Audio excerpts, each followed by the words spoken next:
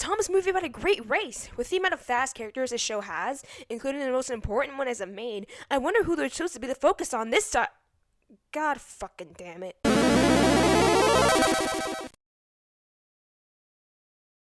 So why the fuck is Thomas the main character in a movie called The Great Race? And why is the main conflict in the movie accepting yourself as you are instead of, I don't know, winning the fucking race? Why would you advertise barrels upon barrels of international engines, including one so thematically connected to one of your main characters, and then proceed to do jack shit with them in both this movie and their later appearances? You told us you had a mass amount of entrees to choose from, and yet we couldn't even get a fucking appetizer. Are you fucking serious? Saying this right now, I don't give a fuck about Thomas's storyline in The Great Race, or the amount of time wasted on a character flaw Sordo's Legend of the Lost Treasure should have dealt with, even though it should have truly been over with from The Great Discovery onwards. But you had a chance to do something great with Ashima, and all you did was make her the emotional support for Thomas, even though Thomas didn't even reciprocate the goodwill and kindness until he saw Ashima had benefits for him. You know, the reason Gator worked in Taylor the Brave is because Percy actually liked him and their friendship was mutual. Gator helped Percy with feeling less worthless and being brave, and Percy helped Gator through him feeling more encouraged to overcome or at least deal with his fear of heights. Thomas and Ashima's friendship in this movie is just so damn one-sided, and we barely know anything about Ashima other than the fact that she's nice, is a good shunter, has good lessons to teach, and is painted very well. Yeah. Not like any other fucking engine in the main cast has those traits. Are you fucking kidding me? But the biggest kick in the teeth was having Thomas win the fucking shunting race. Even though he clearly let Ashima win and honestly didn't even fucking deserve it for his reckless and honestly terrible behavior in this film, Thomas could have learned the lesson that winning isn't everything, and he'd rather let someone who gave him so much win the race since he won something far better than a trophy would say. By the way, did Thomas even apologize to Ashima for how badly he treated her? I forget whether or not he did, but if he didn't apologize, then this is even worse. Was letting her win the race supposed to be a form of apology? Well then, congratulations! You didn't do a goddamn thing because they share the win anyway! Fuck! I hate how this show treats their female characters! You know, it's funny how I've already talked about the wasted potential that was Ashima and Thomas's roles in this film, considering Thomas shouldn't even be needing to learn this lesson in the first place and should have just taken a supporting role, or should have just focused on training for the race, and the lesson with him could have been not to overwork himself to win a trophy, and just try his best and that he doesn't need to be like everyone else in that way. But no, instead, Thomas needs to learn to be himself, which the way this movie goes, would make you think that they're saying that he's kind, brave, and selfless, which is why he wins the shunting race, but if the lesson was to be yourself and do your best, then why the fuck didn't Henry win the strength competition? How did you get on in the strongest engine competition, Henry? I came 5th. Wow, that's great! There were only 5 engines. This man has proven over and over again that he is a strong engine that is capable and worthy of doing the great, best things that he can. And yet y'all really sacrifice what could have been further foundation to being yourself always wins for the sake of a bad joke at Henry's expense. Justice for my mans! Also, they butchered Ashima by turning her into Thomas's emotional support by making her do things Thomas doesn't like. And it's good they put Thomas in the wrong for this, but why did Ashima have to take this mentor role and not, well, I don't know, Edward?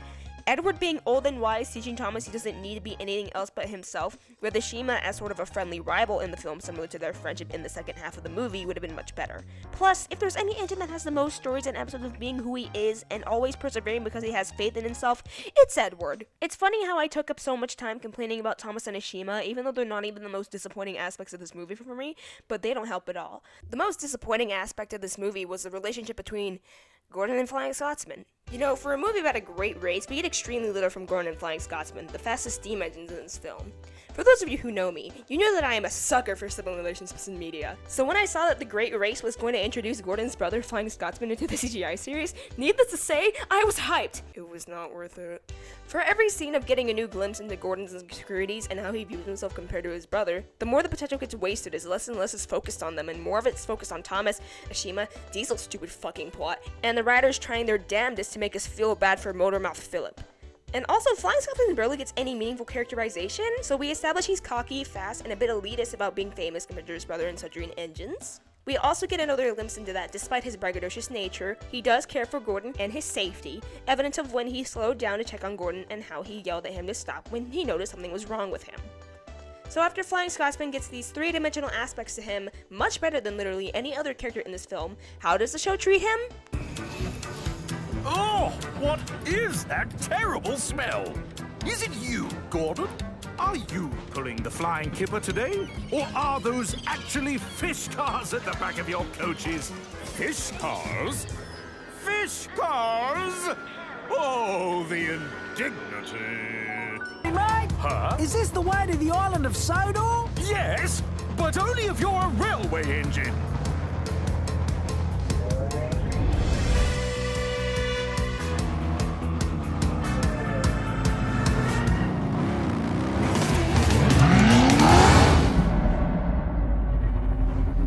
Where do you think you're going? I think I'm going over the railway bridge. Where do you think I'm going?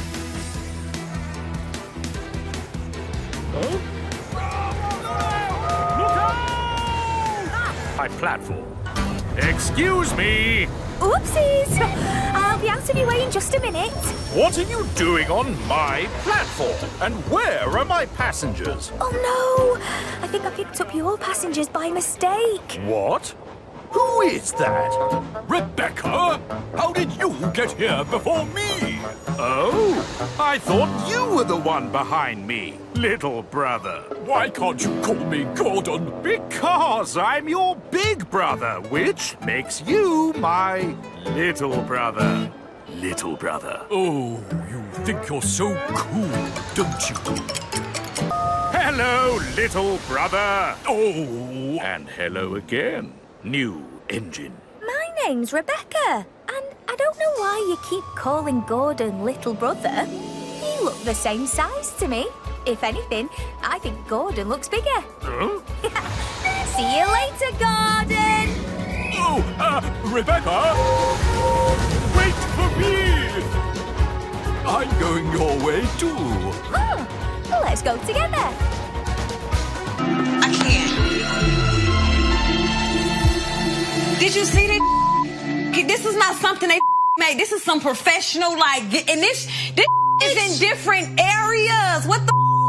I am disgusted. They really know how to make these niggas fit a mold, huh? Am I asking for too much when I say that I just want siblings and their relationships to be written well in media? Is that too much to fucking ask? And let's not even get into how little Flying Scotsman actually matters to this plot and how badly he's built up. To a normal viewer, Flying Scotsman exists because why? And Gordon is intimidated by him because why? Watching this with my friends and family, they had no damn clue why Flying Scotsman was so important. They forgot he even existed in this movie by the time we got to the racing portion. They didn't even establish him as faster, stronger, or bigger than Gordon at all. They just say he's famous. Okay. Like, for all the advertising they did of Flying Scotsman, he gets surprisingly little in this fucking film. I can't fucking believe it. I'm not even going to talk about Vinny and the other non-characters in this movie. They're pretty damn worthless and are only there to take up space and drag this movie to filth. If I were to work on this movie, I would have Thanos snapped almost all these characters and made Gordon the main focus with Thomas as a secondary plot, with the other engines getting little spotlights throughout the film. But back to Pointless McGee, I mean Flying Scotsman. Imagine your personality being changed from your original book one for the sake of a plot, and they don't even bother to keep that character development consistent to the rest of your appearances. Imagine being the Flying Scotsman, and this is how the show fucking treats you. They really had a Flying Scotsman and treated him like shit. Also, like, why is this toy so ass? Not sure if this is just a me thing, but I hate it when toys have, like, added shit onto them for manufacturers. Like, with the My Little Pony toys, they started adding these glitter effects and these sparkle effects onto them, which in my opinion just ruins the fucking toy. Like, I prefer for their models to be plain, and the people who want to add all that special shit can be customers. Leave that shit to the custom toy makers, Mattel. Leave that shit to the customers, because you cannot do it right. This model fucking sucks, and now I'm gonna have to paint over it when I buy it for my collection. Fuck you.